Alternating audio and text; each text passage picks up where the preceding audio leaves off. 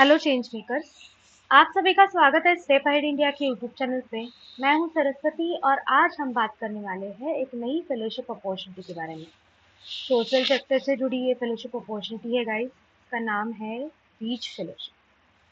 तो हम आज पूरे डिटेल में चर्चा करेंगे इस फेलोशिप के बारे में कि ये फेलोशिप क्या है, इसका एलिजिबिलिटी क्या है, लोकेशन क्या होगा, स्टाइपेंड क्या होने वाला है एंड फेलो की प्रोफाइल क्या रहने वाली है। तो आप मुझसे इस वीडियो के माध्यम से अंत तक बने रहिएगा ताकि आपको पूरी डिटेल्स पता चले और एक भी डिटेल्स मिस ना हो। ठीक है। एप्लीकेशन के सारे लिंक्स आपको डिस्क्रिप्शन में मिल जाएंगे। तो आज का वीडियो हम शुरू करते हैं। फेलोशिप का नाम है रीच फेलोशिप और आपका फेलो का प्रोफाइल होगा SEL रिसर्च फेलो। ठीक है। लोकेशन इसका रहने वाला है सुकमा छत्तीसगढ़ और ड्यूरेशन होने वाला है 18 मंथ का। ठीक है, चलिए अब थोड़ा सा और डिटेल में जानते हैं। शिक्षार्थ ने रीच इंडिया कलेक्टिव के साथ कोलैबोरेट करके ये अपॉर्चुनिटी जो है वो अभी वो हायर कर रहे हैं cell research fellow in Sukma Chhattisgarh. ठीक है। तो सेल क्या है? तो सोशल इमोशनल लर्निंग। ठीक है। जिन लोगों ने इसमें काम किया है उनको इस बारे में ज़रूर पता होगा, जिनको पता नहीं है अभी इसको आप गूगल कर लीजिएगा कि सोशल इमोशनल लर्निंग क्या है। तो अगर आप चाहते हो, आप कंट्रीब्यूट करना चाहते हो सेल में, सोशल इमोशनल लर्निंग में, इसके साथ ही आप अगर इम्पैक्टफुल ग्राउंड लेवल रिसर्च करना चाहते हो, एजुकेशन में चेंज लाना चाहते हो, तो ये अपॉर्चुनिटी आपके लिए है। तो अभी हम इसका जॉब डिस्क्रिप्शन देखते हैं जिसमें आपको और चीज़ें क्लियर होंगी। सबसे पहले तो ये जो अपॉर्चुनिटी है वो सेल में फोकस करती है एंड मेनली ये फोकस करेंगी gender equity and social inclusion पे। ठीक है। इसको शॉर्ट में GESI बोलेंगे हम लोग। तो एक ओवरव्यू उन्होंने दिया है कि फेलो को क्या करना है। वो एजुकेशन डोमेन में वर्क करेंगे इम्प्रूव करने के लिए एजुकेशनल इनपुट्स एंड आउटकम्स अलग अलग प्रोजेक्ट्स के साथ एंड रिमोट जोग्राफीज में, इंडिया के रिमोट जोग्राफीज में आपको काम करने का मौका मिलने वाला है। छत्तीसगढ़ में आपको काम करने का मौका मिलने वाला है। ठीक है। तो मेन क्या होगा, वर्किंग नेचर आपका ये होगा कि आपको रिसर्च में observe analysis and enhance cell integration and जो जेंडर इक्विटी सोशल जो यहाँ पे उन्होंने मेंशन किया है, ठीक है, इसके बारे में, सोशल इंक्लूजन के बारे में आपको रिसर्च करना है, एनालिसिस करना है। तो मेनली आपका ये वर्क रोल रहने वाला है। ठीक है। अगर आपको इंटरेस्ट है काफ़ी रिसर्च में एंड एनालिसिस में और बाकी भी हम और भी की रिस्पॉन्सिबिलिटीज आपकी देखेंगे तो आप ज़रूर इसमें अप्लाई कर सकते हैं। आपका स्टाइपेंड रहने वाला है 45,000 पर मंथ। ठीक है। एंड 18 मंथ का रहेगा। जो मैं कई बार आपको बोल रही हूँ, तो फेलोशिप का नाम ये है एपीकरण रीच फेलोशिप। तो क्या क्या की रिस्पॉन्सिबिलिटीज रहेंगी गाइस? तो स्पेशली ऑब्जर्वेशन एंड असेसमेंट जो कि रिसर्च के लिए बहुत ज़्यादा इम्पोर्टेंट होता है। आपको बिल्ड करना पड़ेगा आपका अंडरस्टैंडिंग जो सोशो इकोनॉमिक पॉलिटिकल डायमेंशंस है इसके अकॉर्डिंग। ठीक है। जो भी कम्युनिटी के साथ आप काम करोगे, मेथोडोलॉजी डिज़ाइन एंड इम्प्लीमेंटेशन। तो यहाँ पे काफ़ी सारी चीज़ें इन डिटेल्ड दी गई है। I wanted to request you कि इसको अच्छे से आप पढ़िएगा और उसके बाद ही आपको इसमें अप्लाई करना है।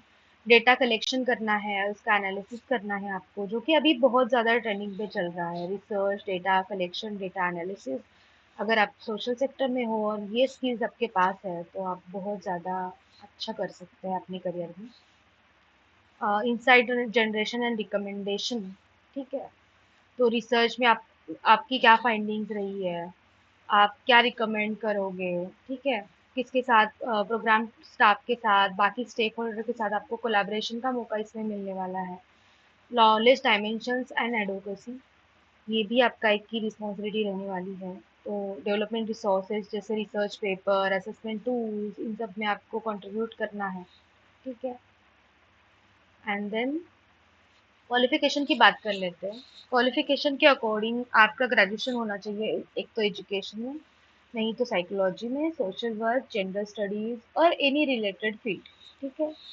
दूसरा, आपका वर्क एक्सपीरियंस होना चाहिए मिनिमम 1 साल का, जो एक तो सेल में हो, लाइफ स्किल में हो, with understanding of gender equity, social inclusion. ठीक है। बाकी उन्होंने लिखा है डेमोन्स्ट्रेटेड रिसर्च एक्सपीरियंस, अगर आपको हो, कभी इससे पहले रिसर्च किया हो। ठीक है। प्रोग्राम इवैल्यूएशन का कोई एक्सपीरियंस हो एनजीओ सेक्टर में या फिर एजुकेशनल इंस्टीट्यूशंस में, तो आप कर सकते हो। इसके साथ ही आपका स्ट्रॉन्ग अंडरस्टैंडिंग भी चाहिए qualitative and mixed method research में, मेथोडोलॉजीज में एक्सपीरियंस। आपको डाइवर्स कंटेक्स्ट का एक्सपीरियंस चाहिए, अगर आपके पास हो तो अच्छी बात है। नहीं है, एक्सप्लोर करना है, फिर भी आप अप्लाई कर सकते हैं, कोई वैसी परेशानी की बात नहीं है। नॉलेज होना चाहिए जेंडर डायनामिक्स का, equity issues and social inclusion strategies, specially related to education and non profit organisation. ठीक है। आपके एनालिटिकल स्किल्स बहुत अच्छे चाहिए, डेटा इंटरप्रिटेशन स्किल आपका बहुत अच्छा चाहिए। इसके साथ ही कम्युनिकेशन स्किल है, रिसर्च एंड स्टेक होल्डर के साथ आपका कैसे किस तरीके से मैनेजमेंट है, स्टेक होल्डर मैनेजमेंट भी बहुत अच्छा चाहिए। टीम के साथ वर्क करते हुए आना चाहिए, अलग डाइवर्स बैकग्राउंड के लोगों के साथ करते हुए आप कंफर्टेबल होने चाहिए।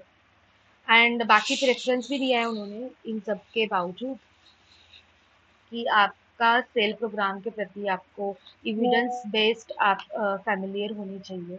ठीक है। एंड देन पर्टिकुलरली वही GESI जो मैंने बोला आपको, तो इसके बारे में भी आपको नॉलेज चाहिए, आप कंफर्टेबल होनी चाहिए, आपको पता होना चाहिए। Experience working with the marginalised communities, population facing social inequalities. ठीक है। तो ये चीज़ें भी आप ध्यान में रखिए।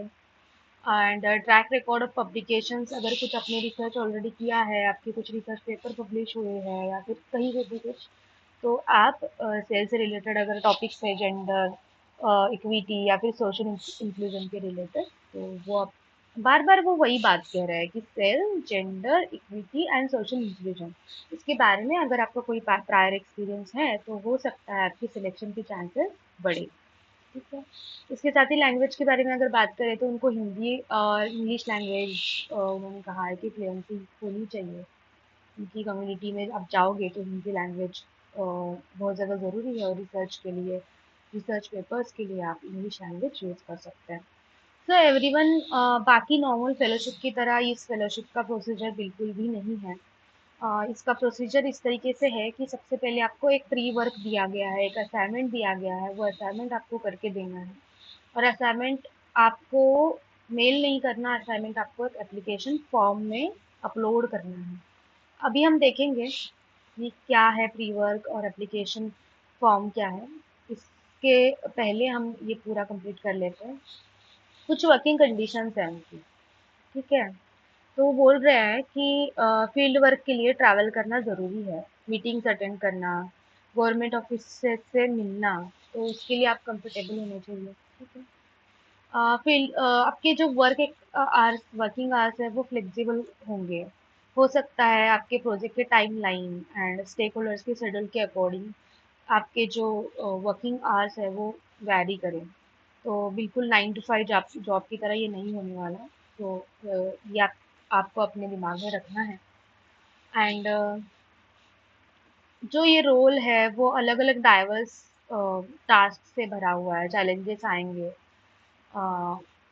चैलेंजिंग इन्वायरमेंट्स वहाँ पे होंगे, इंक्लूडिंग स्कूल जाना पड़ेगा, कम्युनिटीज़ में जाना पड़ेगा, फील्ड लोकेशंस होंगे अलग अलग। तो ये सब आपका जो जॉब जो प्रोफाइल है वो इस तरीके से रहने वाला है। सो अगर आप इन सब से कंफर्टेबल हो, एग्री करते हो और फिर भी अप्लाई करना चाहते हो, देन दैट्स रियली ग्रेट। आप ज़रूर अप्लाई कीजिएगा। यहाँ पे इन्होंने कुछ GESI जो मैंने बोला कि gender equity and social inclusion के कुछ प्रिंसिपल्स है वो उन्होंने दिए हैं। जेंडर के बारे में, इक्विटी के बारे में, सोशल इंक्लूजन के बारे में। ठीक है। इसको पढ़िएगा। इसको इसलिए पढ़िएगा क्योंकि इसके बारे में नॉलेज गेन नहीं करेंगे आप तो प्री वर्क में आपको बहुत डिफिकल्टी जाएंगी। तो अभी हम बात करते हैं प्री वर्क की। प्री वर्क मैं आपको दिखाती हूँ। तो प्री वर्क में इन्होंने 3 क्वेश्चंस दिए गाइस। थोड़ा सा टफ है। बट इतना भी टफ नहीं है कि आप कर नहीं सकते। ठीक है, तो उन्होंने एक बात ऑलरेडी क्लियर की है कि this assignment aims to access your analytical skills, strategic thinking, and understanding of the education challenges and best practices. तो इस असाइनमेंट के बाद उनको बहुत आसानी जाएगी आपका प्रोफाइल शॉर्टलिस्ट करने में। ठीक है ना? तो कुछ रूल्स भी है इसके लिए। रिस्पॉन्सेस वेल स्ट्रक्चर्ड चाहिए, कंसाइज चाहिए। ठीक है, आणि प्रोफेशनली रिटर्न चाहिए, मतलब कुछ ऐसे ही कुछ भी नहीं लिख सकते आप। वेल स्ट्रक्चर्ड चाहिए और कंसाइज चाहिए, कुछ ज़्यादा बहुत बड़ा ऐसा नहीं कि असाइनमेंट का ही रिसर्च पेपर लिख दे ताकि इनको पता चले कि हमारे रिसर्च क्या है। So don't do that guys. Basically थोड़ा कंसाइज भी होना चाहिए ताकि उनको पढ़ने में आसानी हो। बाकी वर्ड लिमिट भी दी गई है, हर एक क्वेश्चन आपको 300 वर्ड्स से ज़्यादा नहीं लिखना है। 300 वर्ड्स तक ही आपको क्वेश्चंस के आंसर लिखने हैं। और एक इम्पॉर्टेंट नोट उन्होंने दिया है कि आपके रिस्पॉन्सेज ओरिजिनल होने चाहिए, वो कोई भी एआई जनरेटेड होनी नहीं चाहिए।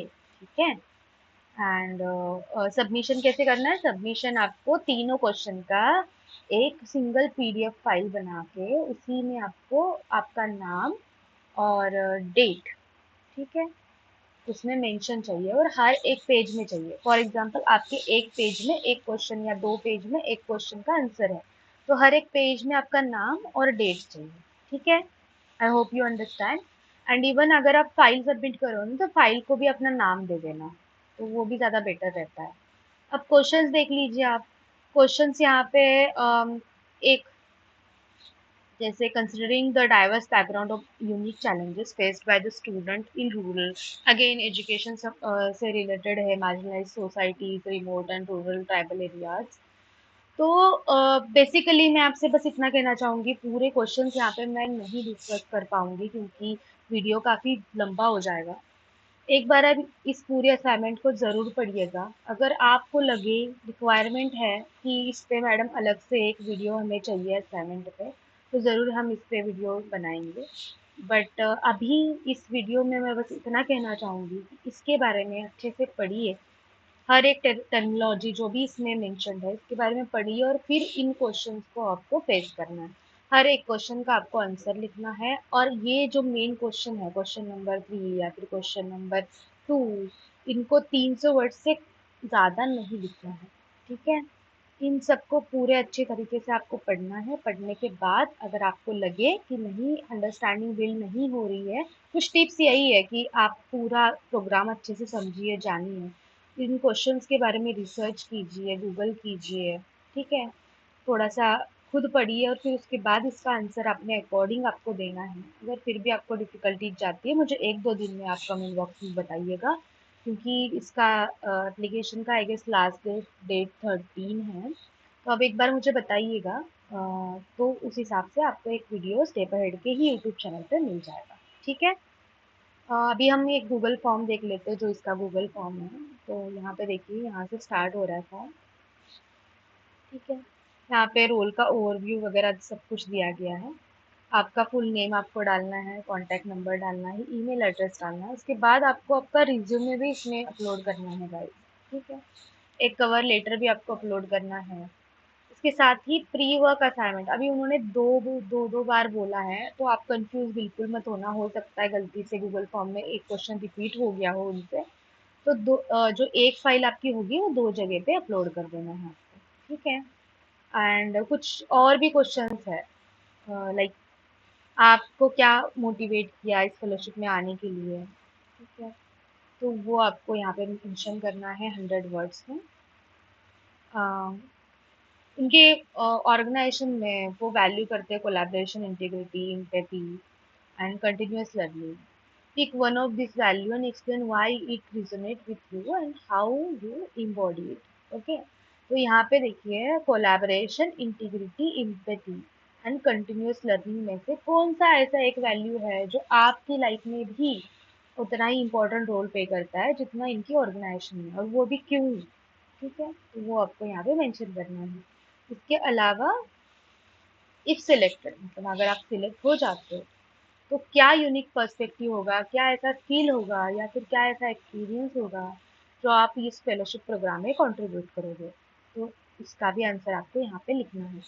कोई भी आंसर लिखने से पहले फेलोशिप का जॉब डिस्क्रिप्शन थरोली 2 से 3 बार अच्छे से पढ़ के अंडरस्टैंडिंग बिल्ड करिएगा, तभी उसमें डालना है क्वेश्चन का आंसर। ठीक है, यही सबसे इम्पोर्टेंट की है। पोर्टफोलियो और वर्क सैंपल, जैसे मैंने कहा, अगर आप ऑलरेडी रिसर्च आपने किया है, कुछ एक्सपीरियंस है आपको, या फिर कुछ डेटा एनालिसिस आपने किया होगा, जो भी स्किल्स उन्होंने बोले हैं उससे रिलेटेड अगर कुछ वर्क सैंपल आपके पास हो तो अपलोड कीजिएगा, नहीं हो तो नहीं है, क्योंकि यहाँ पे ना स्टार मार्क नहीं है, तो आपको मैंडेटरी नहीं है कि आपको करना ही है। ठीक है, all the very best guys. ऐसा करके आप फॉर्म सबमिट कर सकते हो। फॉर्म का लिंक, ग्रुप आपके जेडी का लिंक और प्री वर्क का लिंक आपको डिस्क्रिप्शन में मिल जाएगा। इसके अलावा अगर आप चैनल पे नए हैं तो मैं बता दूं, स्टेप अहेड इंडिया एक ऐसा प्लेटफॉर्म है जहाँ पे आपको सोशल सेक्टर से जुड़ी हर एक अपॉर्चुनिटी के बारे में पता चलता है। तो हमारा यूट्यूब चैनल है, हम इंस्टाग्राम पे भी है, हम फेसबुक पे भी है, इसके अलावा हम लिंक्डइन पे भी है। तो यहाँ पे देखिए, फेलोशिप्स, इंटर्नशिप और government and NGO job opportunities के बारे में आपको यहाँ पे इंफॉर्मेशन मिलती है। उसके साथ ही मेंटरशिप भी प्रोवाइड की जाती है। हमारे पास वेरियस मेंटर्स की टीम है जो आपके आंसर्स रिव्यू कर सकती है, आपका सीवी रिव्यू कर सकती है, आपका जो भी कवर लेटर वगैरह आप बना रहे हो तो वो रिव्यू करके आपको फीडबैक दे सकते हैं, ताकि आपके सिलेक्शन के चांसेस बढ़ जाए। हमसे कनेक्ट होने के लिए आपको इस दिए गए नंबर पे व्हाट्सएप पे हाय लिखना है, उसके बाद आप हमारे ग्रुप से कनेक्ट हो सकते हैं।